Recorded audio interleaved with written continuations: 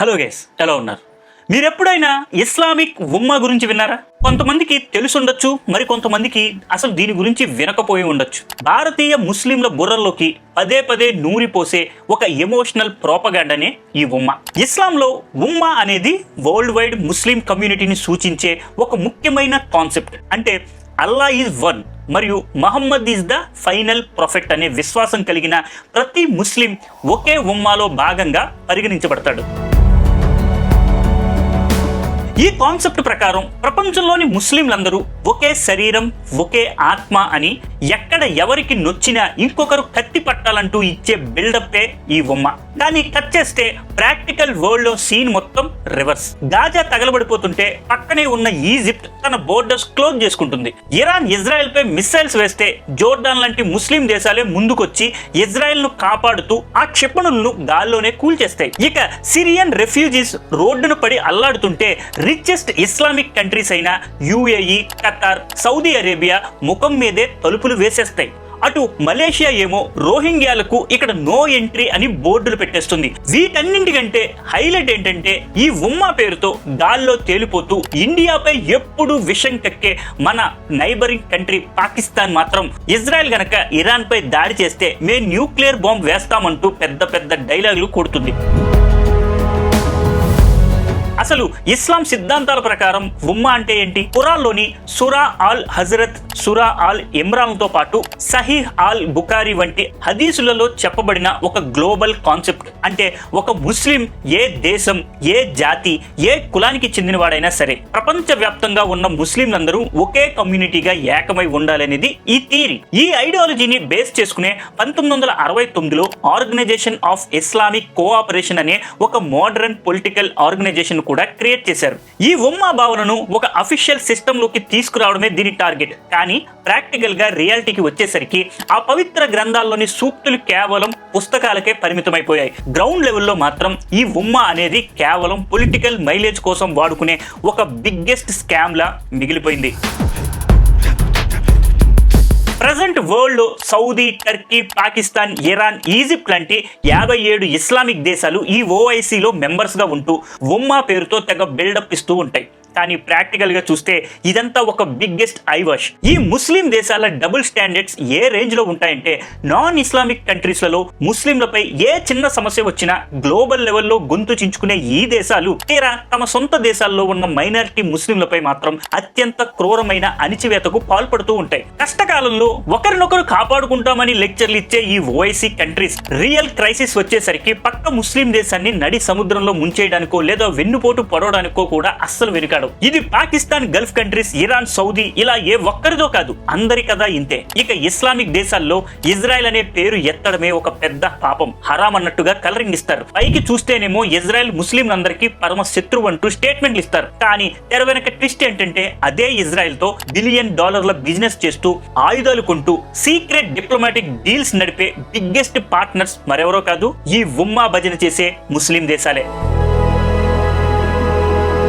వీరు ఇజ్రాయెల్ తో ట్రేడ్ చేయటం, ఆయుధాలను పంచుకోవటం, డిప్లొమాటిక్ టైస్ మెయింటైన్ చేయడమే కాకుండా సౌదీ అరేబియా అయితే ఒక అడుగు ముందుకేసి అక్కడ ప్రజలు చనిపోతే మాకేంటి, మా బిజినెస్ మాదే అన్నట్లు వ్యవహరిస్తుంది. ఇక ఓఐసీలో మెంబర్స్ అయిన సెంట్రల్ ఏషియా ముస్లిం దేశాల కథ ఇంకాస్త నెక్స్ట్ లెవెల్లో ఉంటుంది. ఇజ్రాయెల్ కు అసలైన క్రూడ్ ఆయిల్ లైఫ్ లైన్ ఇస్తున్నదే వీరు, ముఖ్యంగా అజర్బైజాన్ అనే ఇస్లామిక్ దేశం. ఇజ్రాయెల్ అవసరాలకు ఏకంగా 65% ముడి చమురును ఎగుమతి చేస్తుంది. ఆ చమురు కాస్త బీటీసీ పైప్ లైన్ ద్వారా మరో ముస్లిం దేశమైన టర్కీ పోర్టుకు చేరి అక్కడి నుండి డైరెక్ట్ గా ఇజ్రాయెల్ లోని హైఫాకి లోడ్ అవుతుంది. ఇక కజకిస్తాన్ విషయానికి వస్తే వాళ్ళు కూడా టెల్ అవీవ్ తో ఎనర్జీ, ట్రాన్స్పోర్ట్ సెక్టార్స్ ఫుల్ గా కోఆపరేట్ చేస్తున్నారు. ఓఐసీ మెంబర్స్ అయిన ఇండోనేషియా, సెనగల్, నైజీరియా, చాద్ లాంటి ముస్లిం దేశాలు కూడా ఇజ్రాయెల్ తో వాణిజ్యం, వ్యవసాయం, మెడికల్ రీసెర్చ్ లాంటి ఎన్నో రంగాల్లో అగ్రిమెంట్ చేసుకున్నాయంటే వీరి హిపోక్రసీ ఏ రేంజ్ లో ఉందో అర్థం చేసుకోవచ్చు. ఈ డబుల్ స్టాండర్డ్స్ కేవలం ఇక్కడతోటే అయిపోలేదు. దీని వెనుక అసలైన కుంభకోణం వేరే ఉంది.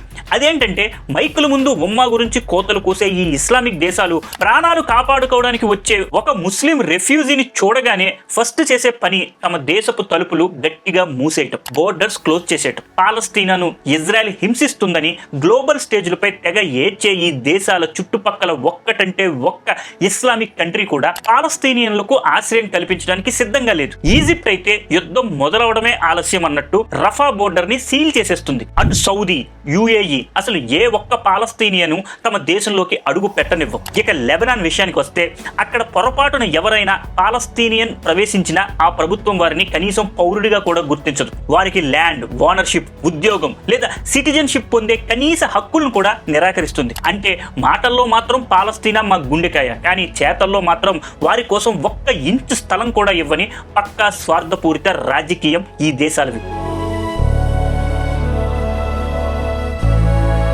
గల్ఫ్ యుద్ధం టైంలో కువైట్ ఏకంగా 40 లక్షల మందికి పైగా పాలస్తీనియన్లు మెడపెట్టి బయటకు గెంటేస్తే వాళ్ళంతా ప్రాణాలు చేత పట్టుకుని పారిపోవలసి వచ్చింది. ఇక పాలస్తీనా జపం చేసే ఇరాన్, ఇరాక్ దేశాలైతే వారిని అస్సలు రానివ్వవు. ఒకవేళ ఎవరైనా లోపలికి దూరినా థర్డ్ క్లాస్ సిటిజన్స్ లా ట్రీట్ చేస్తూ తీవ్రమైన వివక్షను చూపిస్తాయి. ఇలాంటి ఘోరమైన పరిస్థితులు కేవలం పాలస్తీనియన్లకే కాదు, సిరియా శరణార్థుల పరిస్థితి కూడా ఇంతే దౌర్భాగ్యంగా ఉంది. సిరియా అంతర్యుద్ధం ముదిరినప్పుడు $1 ట్రిలియన్ ఎకానమీ ఉన్న సౌదీ అరేబియా, ఖతార్ లాంటి రిచ్ ఇస్లామిక్ దేశాలు తమ బోర్డర్స్ క్లోజ్ చేసుకున్నాయే తప్ప ఈ 57 ముస్లిం దేశాల్లో ఏ ఒక్కటి కూడా వారికి పర్మనెంట్ షెల్టర్ ఇవ్వలేదు. ఇక మన పొరుగునే ఉన్న పాకిస్తాన్ కామెడీ అయితే నెక్స్ట్ లెవెల్. ఇజ్రాయెల్ గనక ఇరాన్ పై దాడులు ఆపకపోతే చూస్తూ ఊరుకోమని బిల్డప్ ఇచ్చి తీరా ఇరాన్ అడిగితే అబే మే అలా అనలేదే అంటూ ప్లేట్ ఫిరాయిస్తుంది. తీరా ఇజ్రాయెల్ దాడుల వల్ల ఇరానియన్ శరణార్థులు పాక్ బోర్డర్ వైపు పరిగెత్తుకొస్తే ఈ ఉమ్మా ఛాంపియన్ చప్పుడు చేయకుండా సరిహద్దులు మూసేసుకుంటుంది. అంతటితో ఆగకుండా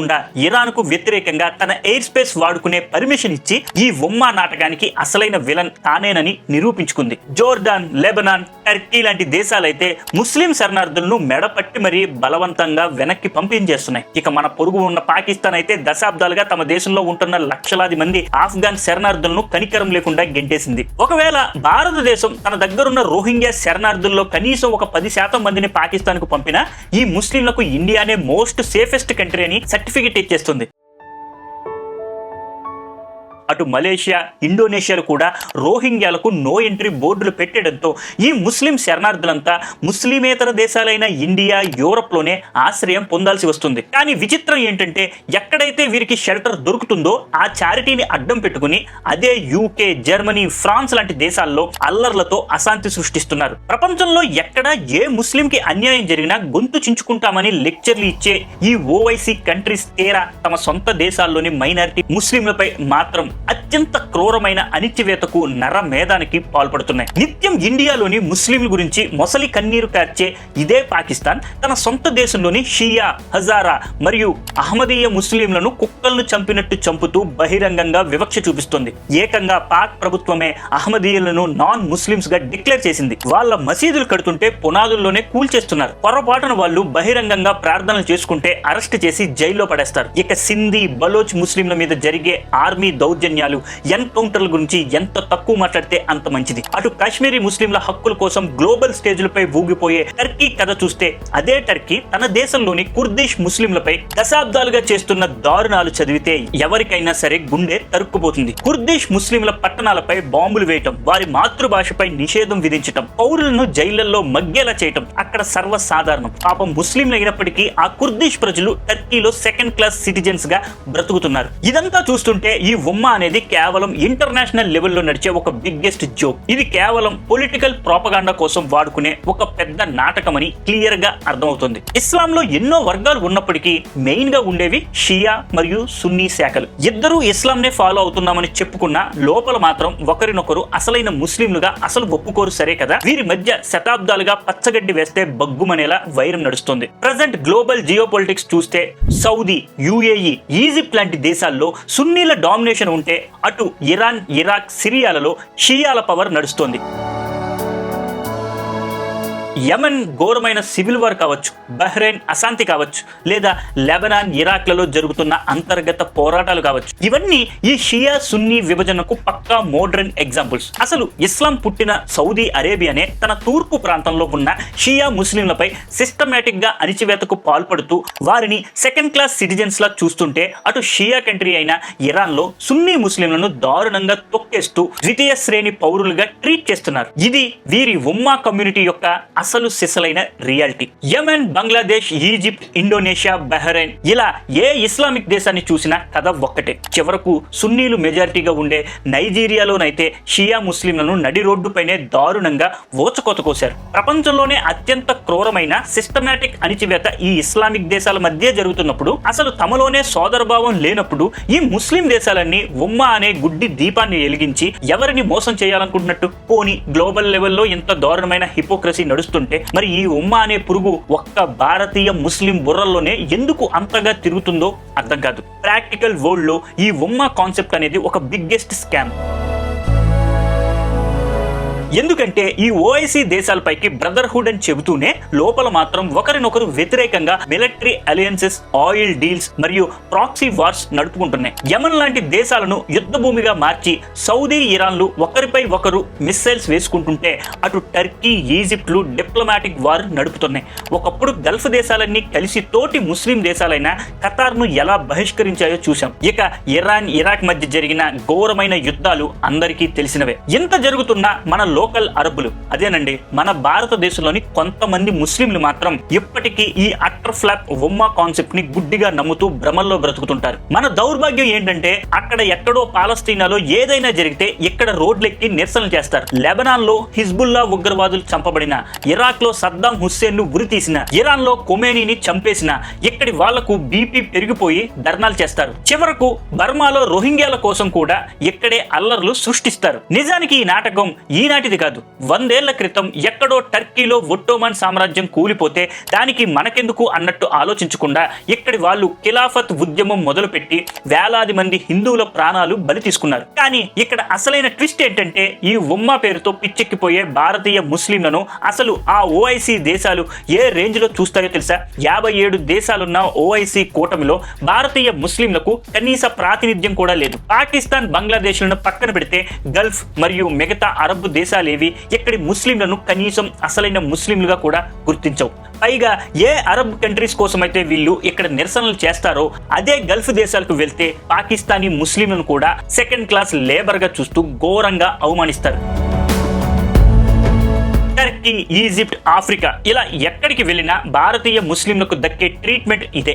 చివరకు ఇక్కడి నుండి ఎవరైనా బ్రెయిన్ వాష్ అయ్యి గ్లోబల్ టెర్రర్ ఆర్గనైజేషన్ లో చేరినా అక్కడ కూడా వారికి గన్స్ ఇచ్చిన యుద్ధం చేయనివ్వరు. సరే కదా, అరబ్ ముస్లింల మరుగుదొడ్లు శుభ్రం చేసే థర్డ్ క్లాస్ పనులే అప్పగిస్తారు. ఇది పచ్చి నిజం. ప్రపంచమంతా ఒకే ముస్లిం సోదరభావం అనే ఈ ఉమ్మా కాన్సెప్ట్ ఒక ప్యూర్ ఫిక్షన్. కేవలం మన లోకల్ ముస్లింలు మాత్రమే ఈ ఎమోషనల్ ట్రాప్ లో చిక్కుకుని బందీలుగా మిగిలిపోయారు. మిగతా ప్రపంచంలోని ముస్లిం దేశాలన్నీ పక్కాగా ప్రాక్టికల్ గా కేవలం తమ సొంత ప్రయోజనాల గురించే ఆలోచిస్తున్నాయి. అరబ్బులు తమ బిజినెస్ చేసుకుంటున్నారు, టర్కిష్లు తమ పవర్ చూసుకుంటున్నారు, ఇరానియన్లు తమ స్ట్రాటజీలు చూసుకుంటున్నారు. కానీ మన భారతీయ ముస్లింలు మాత్రం ఎలాంటి పునాది, పరస్పర ప్రయోజనం లేని ఒక వన్ సైడెడ్ ఎమోషనల్ ఇన్వెస్ట్మెంట్ గా మిగిలిపోయి వెర్రిబాగులతనాన్ని ప్రదర్శిస్తున్నారు. నేడు ప్రపంచం మల్టీపోలార్ వ్యవస్థ వైపు వేగంగా మారుతున్న తరుణంలో ప్రతి ఇస్లామిక్ దేశం కూడా కేవలం తన నేషనల్ సావర్టీని మాత్రం ఎకానమీ పైనే ఫోకస్ పెడుతుంది తప్ప ఈ సో కాల్డ్ గ్లోబల్ బ్రదర్హుడ్ ని నమ్ముకుని నష్టపోవడానికి ఏ ఒక్కరూ సిద్ధంగా లేరనేది ఇక్కడ నగ్న సత్యం.